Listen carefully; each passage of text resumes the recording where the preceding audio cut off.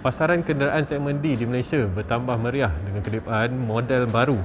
Kali itu ada Honda Accord dan juga Volkswagen Passat.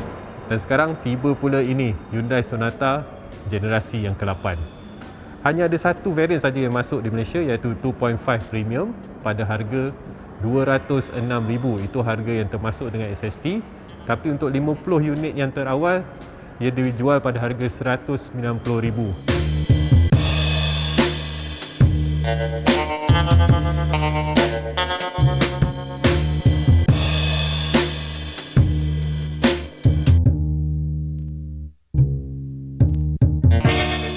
Harga RM206,000 tu untuk sebuah kereta Korea memang boleh dikira agak tinggi. Apatah lagi, Sonata sebelum ni hanya dijual pada harga RM150,000 saja. Tapi dengan harga sebegitu, anda akan dapat sebuah kereta yang lebih moden dan penampilannya lebih menarik. Ada beberapa yang saya nak fokuskan dekat bahagian hadapan ni. Anda tengok ada jalur krom yang panjang daripada hujung bumper ke hujung bumper, dan lampu ni juga agak menarik sebenarnya. Mula anda tengok dalam dia berwarna gelap. Lepas tu DRL dia bukan setakat di bawah saja, dia ada di atas ni yang bersambung dengan jalur krom. Dan bila tutup dia nampak seperti jalur krom, tapi bila dibuka DRL tu bersambung dengan jalur krom ini. Lampu utama ni sebenarnya adalah unit LED, dan di bawah tiada lampu kabus untuk Sonata baru ni. Dan di atas hood dia pula anda tengok ada satu gelembung di tengah yang menjadikan penampilannya nampak lebih mantap. Hyundai ni memang terkenal dengan garis-garis badan yang menarik. Kalau anda tengok pada bahagian tepi, dekat atas ada lekuk panjang daripada depan sampai ke belakang. Kemudian anda tengok pada bahagian rim, saiz 18 inci. Sama saiz depan dan belakang, dan dibalut dengan tayar 235 45 18. Tiba di bahagian belakang, apa yang boleh anda jelas lihat adalah lampu LED ni. Bentuk dia nampak macam familiar, yang orang selalu panggil ketam tu. Dan di bahagian tengah ada lagi jalur LED yang menyambungkan antara lampu kiri dan kanan. Tengok pula di bahagian atas lampu ni ada sirip yang katanya membantu untuk ciri aerodinamik. Untuk pintu boot ni, kalau anda tengok terus daripada belakang nampak seperti biasa saja, tapi kalau anda tengok pada tepi, ia sebenarnya agak tajam, seperti sudah ada spoiler yang bersepadu.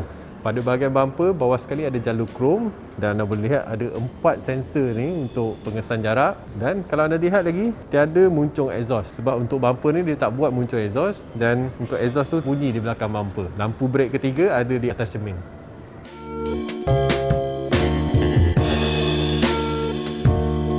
Masuk ke bahagian dalam ni, anda boleh nampak Sonata baru menggunakan tema dua warna, dua tona.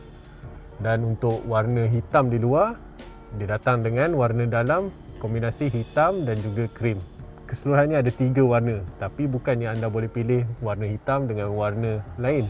Ia bergantung pada pilihan warna luar. Sebagai contoh, warna hitam ni datang dengan warna kombinasi hitam dan krim. Tapi kalau anda pilih badan luar dia warna merah, dalam dia anda akan dapat semuanya warna hitam. Satu lagi warna adalah kombinasi hitam dan juga kelabu.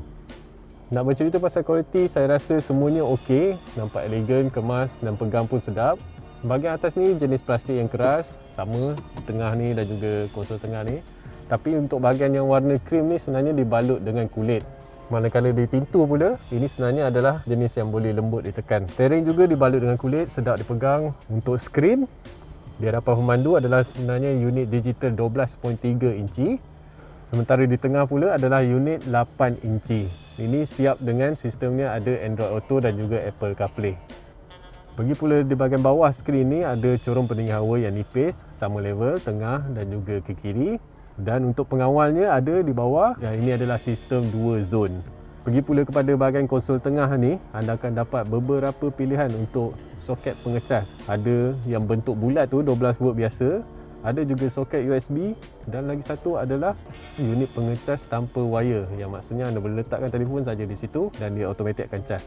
Dan unitnya, sistem ni juga datang dengan sistem penyejuk supaya telefon anda tidak panas. Dan kalau anda tengok di bahagian tengah ini, tiada tombol gear seperti kereta biasa, dan ia menggunakan sistem shift by wire yang anda boleh tekan saja daripada N, reverse ataupun drive, dan juga park. Tinggal tekan je. Untuk drive ni ada satu penanda di sini. Maknanya kalau anda pandang ke depan juga, anda masih boleh menekan dan mengenal pasti butang mana yang anda tekan.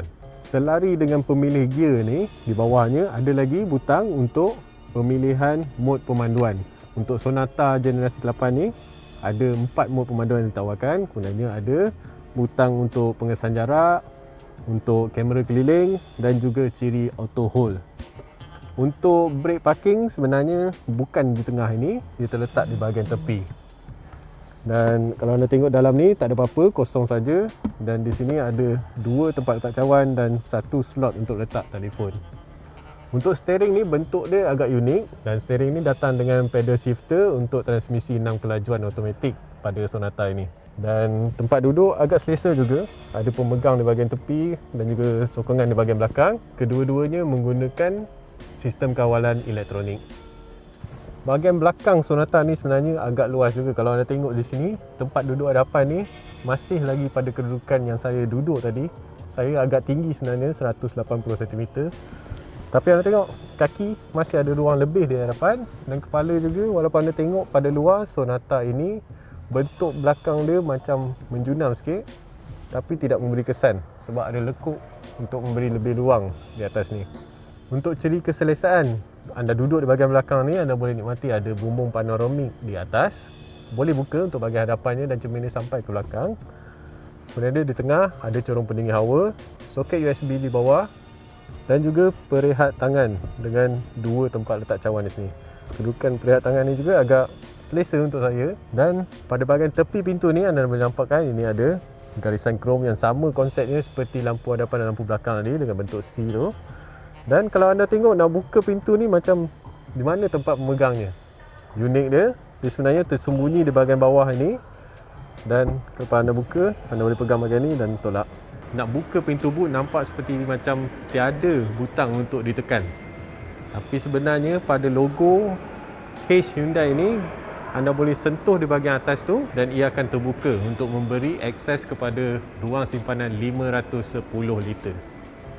Kalau kita tengok pasaran negara lain seperti Amerika Syarikat, Eropah ataupun Korea sendiri, Sonata generasi ke-8 ni datang dengan beberapa pilihan enjin. Tapi yang tiba di Malaysia adalah unit 2.5 liter MPI Smart Stream. Ini adalah enjin NA yang menghasilkan kuasa 180 PS dan 232 Nm torque.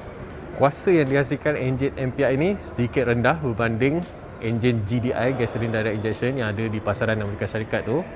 Tapi kenapa Hyundai bawa masuk enjin MPI ini adalah sebab dia risau dengan kualiti bahan api di negara kita. Kalau bawa unit GDI itu mungkin ia akan menyebabkan masalah pada sistem suntikan bahan api enjin ini. Enjin ini kemudiannya dipadankan dengan transmisi 6 kelajuan automatik untuk menghantar kuasa kepada 2 roda di hadapan.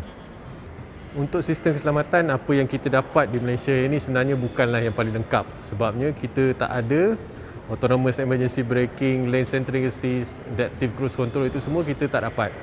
Apa yang kita dapat adalah 6 beg udara, ABS, ESC, VSM dan juga brake assist system.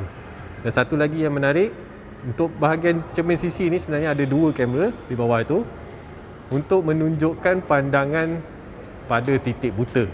Dan apabila anda nyalakan lampu penunjuk arah, ia akan menunjukkan pandangan kamera tersebut pada bahagian panel instrumen.